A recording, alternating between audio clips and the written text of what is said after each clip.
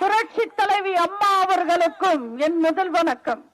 ஈடில்லாத தலைவர், வருங்கால முதல்வர் அண்ணன் எடப்பாடியார் அவர்களுக்கும் என் அன்பான வணக்கங்களை தெரிவிச்சுக்கிறேன்.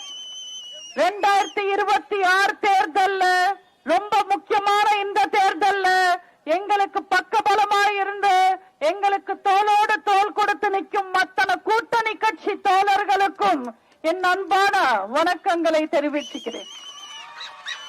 என் பேச்சை கேட்க ஆவலுடன் வருகை தந்திருக்கும் தாய்மார்களுக்கும் பெரியோர்களுக்கும், உள்ளது உள்ளபடி நல்லபடி கூறும் ஊடக நண்பர்களுக்கும், மரியாதைக்குரிய காவல்துறை அதிகாரிகளுக்கும், புரட்சி தலைவரின் ரத்தத்தின் ரத்தமான புரட்சி தலைவியின் உயிரினும் மேலான கழக உடன்பிறப்புகள் அத்தனை பேருக்கும் என் அன்பான வணக்கங்களை தெரிவிச்சுக்கிறேன்.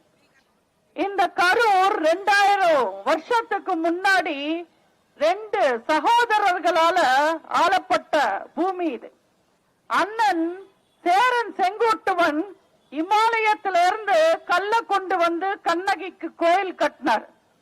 தம்பி இளங்கோ அடிகள் தமிழுக்கு பெருமை சேர்க்கிற சிலப்பதிகாரம் எழுதினார். ஆனா இன்னைக்கு கரூருக்கு நாங்க தான் ராஜாங்கன்னு 2 பேர் சுத்திக்கிட்டு இருக்காங்க. அண்ணன் ஜெயில இருந்தாரு, தம்பி பெயில்ல இருக்காரு.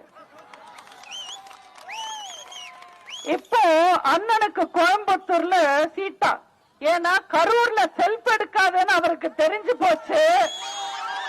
அதனால ஓடி போய் கோயம்புத்தூர்ல நிக்கிறாரு.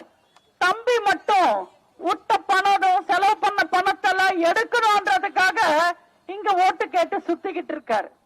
இந்த 2 பேருமே இந்த ஊரு, இந்த கரூரோட பேரை கெடுத்தவங்க தமிழ்நாட்டு அளவுல. கரூர் அண்ணா நம்பிக்கை, கரூர் அண்ணா வாக்கு, கரூர் அண்ணா நேர்மை. ஆனா இன்னைக்கு நீங்க கரூர்னு கூகுள்ல தட்டி போடுங்க, கூகுள்ல தேடி பாருங்க. கூகுள் ஒரு லிஸ்ட் கொடுக்குது.